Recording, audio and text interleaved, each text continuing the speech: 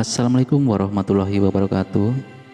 Pada kesempatan kali ini, kami akan mengajak panjenengan sedulur semua untuk membahas mengenai 9 tanda terkena karma buruk leluhur. Apakah panjenengan sedang merasa bahwa kemanapun panjenengan pergi seolah-olah selalu diikuti oleh nasib buruk dan ketidakkeberuntungan, bahkan panjenengan bisa merasakan ada suatu kegelapan yang berasal dari kehidupan di masa lalu? Jika memang itu yang sedang dirasakan, bisa jadi panjenengan memang memiliki atau terkena karma buruk dari leluhur. Karma buruk yang menimpa seseorang bisa berasal dari perbuatan negatif yang secara pribadi pernah dilakukannya di masa lalu atau bahkan juga dari masa kehidupan sebelumnya. Namun juga tidak menutup kemungkinan bahwa karma buruk tersebut adalah hasil dari perbuatan tidak baik yang dulu pernah dilakukan oleh leluhurnya. Berikut ini adalah 9 tanda panjenengan terkena karma buruk dari leluhur, di mana pada urutan yang pertama adalah selalu kedatangan yang namanya sial. Jika panjenengan terkena karma buruk dari leluhur, maka tanda yang paling utama adalah datangnya kesialan terhadap berbagai hal yang sedang panjenengan lakukan atau usahakan. Tidak peduli seberapa keras dan maksimal panjenengan mencoba, maka ujungnya adalah kegagalan. Dan hal ini tidak hanya terjadi dalam waktu sekali atau 2 kali saja, namun sering seseorang terkena karma buruk dari leluhur, maka hidupnya akan selalu berada di luar rencana. Dan karma leluhur ini tidak selalu berhubungan dengan kebendaan atau materi. Bisa jadi hidupnya justru memiliki banyak uang, namun tidak pernah mendapatkan ketentraman batin. Misalkan saja orang yang tersebut tidak memiliki pasangan hidup karena bentuk fisiknya yang kurang sempurna semenjak dilahirkan. Tanda terkena karma buruk yang kedua, sering merasakan beban emosi yang berada entah disadari ataupun tidak. Masing-masing dari kita sebagai individu memiliki wadah emosi yang berbeda-beda. Wadah emosi ini merekam dan menyimpan energi dari berbagai perbuatan di masa lalu, termasuk juga yang berasal dari karma warisan leluhur di masa lalu. Khotam dari leluhur maka akan bisa menjadi sebuah energi buruk yang membebani alam sadar maupun alam bawah sadar manusia. Hal itu kemudian akan bisa membuat kita merasa cemas, takut, gelisah, dan pesimis tanpa alasan yang jelas. Ketika emosi panjenengan terbebani dengan hal yang demikian, maka hal itu akan bisa membawa kesulitan dalam berbagai segi kehidupan. Bahkan parahnya juga akan bisa mengundang dan mendatangkan berbagai nasib buruk. Contohnya adalah rezeki yang macet, juga bisa kecelakaan fisik. Tanda terkena karma buruk leluhur urutan yang ketiga adalah merasa terjebak dan macet pada suatu kebuntuan. Karma buruk leluhur bisa membuat seseorang merasa terjebak dalam situasi dan posisi yang membuat frustasi, sehingga hal itu akan membuat panjenengan sulit untuk mencari jalan keluar dari berbagai arah yang sedang dihadapi.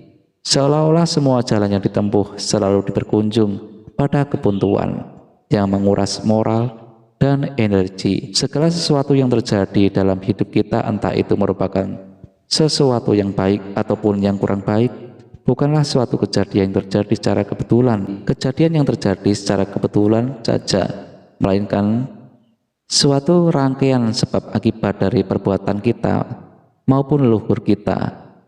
Darah yang diwariskan leluhur kepada anak cucunya memberikan keilmuan dan kesaktian, juga akan membawa karma.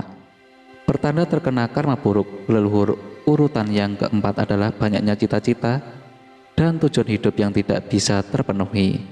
Seseorang yang berada di dalam pusaran karma buruk leluhur, jika dilihat secara energi dan vibrasi, maka frekuensinya akan sering berada pada posisi yang sangat lemah, dan ketika ini begitu saja otomatis dirinya tidak akan bisa selaras dengan alam semesta. Frekuensi dari keduanya jika tidak akan bisa saling bertemu. Jika hal tersebut terjadi, maka orang itu tidak akan mendapat dukungan dari alam semesta. Akibatnya terjadilah doa yang seakan-akan tidak pernah dijawab, dan cita-cita atau rencana hidup yang selalu kandas. Sebenarnya hal itu merupakan kesempatan kesekian kalinya yang dialami alam semesta untuk memperbaiki kesalahan yang terdahulu yang dilakukannya, yang tidak mampu dilakukan oleh para leluhur yang terdahulu. Jika panjenengan berhasil menjalaninya, maka warisan tersebut akan putus dan terhenti. Kebiasaan buruk yang sudah menjadi karma suatu keluarga, jika dibiarkan saja, maka ketika hal itu diwariskan kepada generasi anak cucu yang selanjutnya, otomatis maka tingkatannya juga akan menjadi semakin berat dan sulit untuk dihilangkan, sehingga wajar jika ada satu generasi penerus yang menjadi hancur karena suatu warisan dari karma buruk leluhurnya. Tanda terkena karma buruk leluhur urutan yang keenam adalah kesulitan finansial. Kesulitan finansial yang terus-menerus. Panjenengan pasti paham bahwa roda kehidupan selalu berputar. Kadang kita berada di atas, namun juga kita berada di bawah. Akan tetapi suatu hal yang pasti cepat atau lambat, roda tersebut selalu berputar seiring dengan berjalannya waktu. Namun bagi mereka yang terjebak dalam karma buruk leluhur, roda kehidupan mereka seolah-olah menjadi macet, bahkan tidak bergerak sama sekali. Dan apesnya lagi, posisi mereka sedang di bawah. Hal ini menjadikan mereka kemudian mengalami krisis keuangan yang berkepanjangan. Bahkan ada yang mengalaminya selama separuh usia hidupnya. Sayangnya banyak orang yang tidak menyadari akan hal ini. Mereka pikir kesulitan keuangan yang menimpa mereka hingga detik ini adalah bagian dari efek domino akibat krisis global ataupun nasional. Mereka lupa bahwa apa yang mereka pikirkan tersebut sudah berlangsung 10 tahun lamanya. Tanda terkena karma buruk leluhur yang ketujuh adalah insomnia. Tanda terkena karma buruk leluhur yang ketujuh adalah insomnia atau kesulitan tidur yang berkepanjangan. Memang tidak semua insomnia terkait dengan masalah karma buruk leluhur. Namun demikian, karma buruk yang diwariskan oleh leluhur secara magis akan bisa menyebabkan kecemasan dan ketidakstabilan di dalam alam bawah sadar seseorang, dan hal ini bisa mengganggu susah tidur seseorang yang berakibat pada insomnia. Selain insomnia, seseorang yang terkena karma buruk leluhur juga sering mengalami berbagai teror di malam hari, mulai dari bermimpi seperti sedang diburu atau dikejar-kejar dan hendak disakiti secara fisik, hingga berbagai gangguan dan teror yang sifatnya metafisik.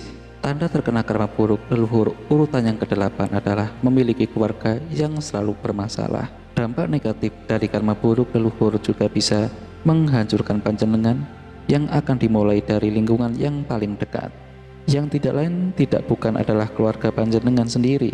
Yang tidak lain tidak bukan adalah keluarga panjenengan sendiri, entah itu memiliki orang tua yang keras kepala, saudara yang fokus, atau bahkan anak yang tidak berbakti.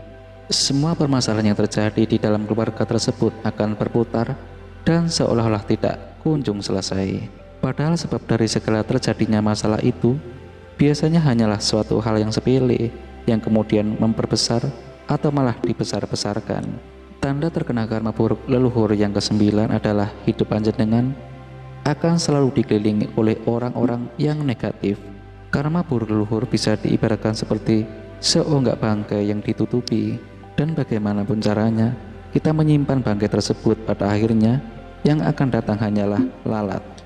Orang yang memiliki karma buruk di dalam hidupnya, maka vibrasi energi yang dipancarkan ke alam semesta akan menjadi begitu lemah, dan vibrasi energi yang rendah atau lemah ini akan mengundang hal-hal yang berkualitas rendah dan bersifat negatif. Sebagai contoh adalah orang-orang toksik di sekeliling panjenengan.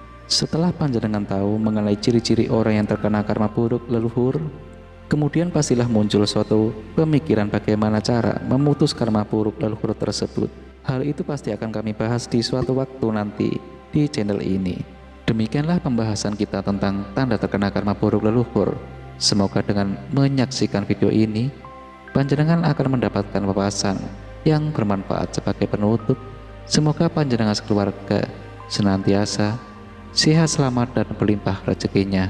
Amin.